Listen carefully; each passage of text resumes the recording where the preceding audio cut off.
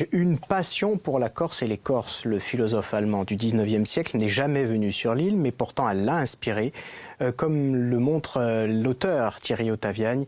Caroline Ferrer et Lionel Luciani l'ont rencontré. Dès 1881, Nietzsche a une obsession, vivre à Corté, la ville des grandes conceptions. C'est là que Pascal Paoli, l'homme le plus accompli de son temps, est devenu maître de l'île. C'est aussi là que Napoléon a été conçu. Pour en savoir plus, direction les Invalides à Paris. Ici se trouve le tombeau monumental de l'empereur. L'écrivain Thierry Ottaviani s'est penché sur la passion corse du philosophe allemand. Il voit dans le personnage de Napoléon une illustration de cette volonté de puissance, de cette capacité de maîtrise de soi et de faire en sorte qu'une seule force puisse contrôler toutes les autres forces. Et Napoléon est vraiment ce personnage qui incarne cette prise en main de soi, cette maîtrise de soi, et donc il est l'illustration parfaite de ce grand personnage de l'homme fort en fait, de l'homme fort selon Nietzsche. C'est au cours de ces lectures que Nietzsche se forge une fascination pour la Corse et les Corses. Certains ouvrages deviennent même ses livres de chevet.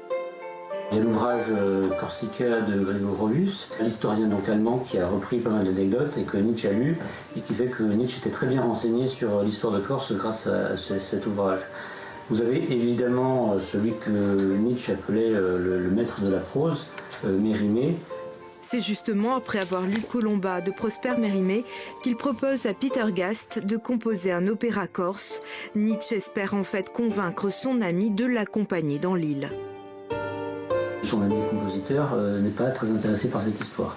Alors il va le relancer plusieurs années, entre 1881 et jusqu'à 1888, mais Peter Gast ne mettra jamais les pieds en Corse. Et Nietzsche non plus. À Nice, où il réside un moment, il scrute les côtes corses de sa fenêtre par temps clair. À maintes occasions, Nietzsche souhaite se rendre dans l'île. À chaque fois, il y renonce étrangement. La Corse reste donc imaginaire, mais structurante pour son œuvre. Dans le plan du Zarathustra 4, lorsqu'il est question de la rencontre entre Zarathustra et les hommes supérieurs, Nietzsche annote dans un coin sur un morceau de papier, sur ce plan assis par les Zarathustra 4, comme type de communauté, comme en Corse. Entre 1880 et 1888, le philosophe rédige plusieurs commentaires élogieux sur la Corse. Des fragments de textes qui seront réunis à titre posthume sous le nom de Volonté de puissance. Cet engouement de Nietzsche a pourtant longtemps été ignoré, de quoi susciter l'intérêt de nos contemporains. Bonjour, Thierry Ottaviani. Aujourd'hui, c'est Nietzsche et la Corse. Moi, ce que je trouve de spécial à Nietzsche, c'est qu'il ne parle pas comme un touriste. C'est-à-dire que le touriste va vous parler de la Corse et Nietzsche va vous parler des Corses. Je savais que Nietzsche avait écrit sur les Corses, mais j'ignorais totalement qu'il avait autant écrit sur les Corses. Il faut savoir que le terme de Corse, où il s'agit tant des Corses que de la Corse, apparaît plus de 60 fois dans l'œuvre de Nietzsche.